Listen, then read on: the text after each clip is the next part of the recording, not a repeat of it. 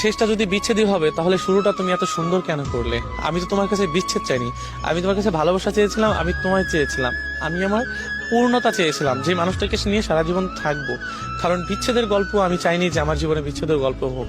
কিন্তু কি জানো, যে কিছু কিছু মানুষের জীবন না বিচ্ছেদ না চলেও বা বিচ্ছেদের গল্পটা না চলেও না তাদের জীবনে এসে যায়। হয়তো তাদের মধ্যে আমি একজন পড়েছি যে বিচ্ছেদটা আমার আমার আমি চাইনি, আমাকে দেয়া হয়েছে। যারা পরিবারে এক্সকিউজ দেখে হারিয়ে যায় না, তাদেরকে সারা জীবনেই তাদের তাদের প্রতি একটা কষ্ট থেকে যায় যে মানুষটাকে ভালোবাসলাম, মানুষটা শুরুটা এত সুন্দর করে করলো, কিন্তু লাস্টে পরিবারের একটা এক্সকিউজ দেখে, অজুহাত দেখে হারিয়ে গেল।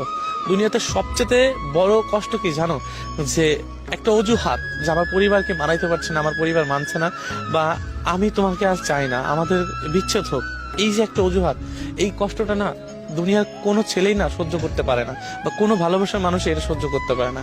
হ্যাঁ, কারণ চাইবেই বা কেন? যে মানুষটাকে সারা জীবন পূর্ণতায় খাতায় চেয়েছে, যে মানুষটাকে নিয়ে সারা জীবন বাঁচতেই চেয়েছে, সেই মানুষটাকে কি কখনো কেউ হারাতে চায়? কেউ চায় না। এই জন্য না আমি তোমাকে কখনোই হারাতে চাইনি।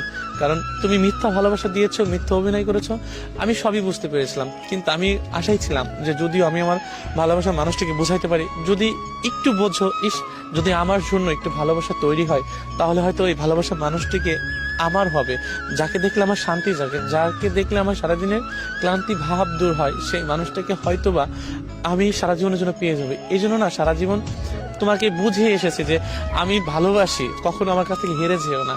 আর শেষমেশ কি হলো, যে তুমি আমাকে পরিবার এক্সকিউ দেখে, বা আমাকে ভালো লাগে না, আমার ভালোবাসা তোমার প্রয়োজন নেই, বা আমি মানুষটা তোমার কাছে লাগবে না, বা তোমার দরকার নেই, এমন একটা এক্সকিউজ দেখে তুমি আমার কাছে হারিয়ে গেলে। সত্যি বলতে কি জানো, যে ভালোবাসা না সবার জন্য আসে না, আর সবার জন্য মায়া লাগে না। কারণ তোমার হয়তো আমার জন্য মায়া আজকে না লাগতে পারে, কিন্তু মনে রেখো, এমন একটা দিন আসবে, এমন একটা সময় আসবে, সেদিন হয়তো তোমারও কষ্ট হবে, তুমিও বুঝতে পারবে যে ইস, এই মানুষটাকে হারানো বা এই মানুষটাকে কষ্ট দেওয়া আমার একদমই ঠিক নেই। কিন্তু কি জানো, যে দিন শেষে না আমিও ঠকে গিয়েছি তোমার মিথ্যা ভালোবাসার কাছে, তোমার মিথ্যা অভিনয়ের কাছে। আমি ঠকতে চাইনি, আমি হারাতেও চাইনি। আমি চেয়েছিলাম সারা জীবন একসাথে থাকতে, তবুও পারিনি।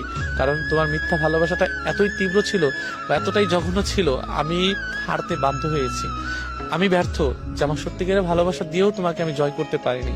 যদি আমার ভালোবাসাটা তুমি বুঝতা, তাহলে তোমার মিথ্যা ভালোবাসা তুচ্ছ হয়ে যেত। হয়তো তুমি আজ বুঝতে চাও নাই দেখা আমার ভালোবাসাটা তুচ্ছ হয়ে গিয়েছে। কিন্তু বিশ্বাস করো, আমি শেষটা বিচ্ছেদ চাইনি, আমি তোমায় চেয়েছিলাম, আমি তোমার ভালোবাসা চেয়েছিলাম, আমি পূর্ণতা চেয়েছিলাম, যে পূর্ণতায় আমরা সারা জীবন একসাথে থাকতে পারবো। কিন্তু দিন শেষে ওই মানুষটাই হেরে যায়। এই জন্য আমি বিচ্ছেদ চাইনি, আমি তোমায় চেয়েছিলাম, তোমার ভালোবাসায় পেয়ে পূর্ণতা পেতে চেয়েছিলাম। কিন্তু আফসোস, আমি তোমায় পেলাম না, লাস্ট বেলায় আমি বিচ্ছেদ পেলাম।